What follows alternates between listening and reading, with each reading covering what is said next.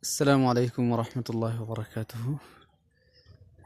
مدرسة السلام كان إجارة ما تجرو جتشودا أما كان فكاتا جتشودا إن شاء الله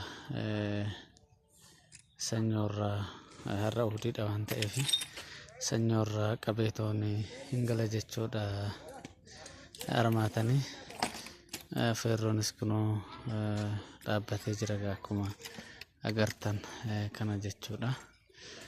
Kun yoo guutamee raawwate yoo saniin booda bolokkeettii dardaruudha jechuudha inshaallah.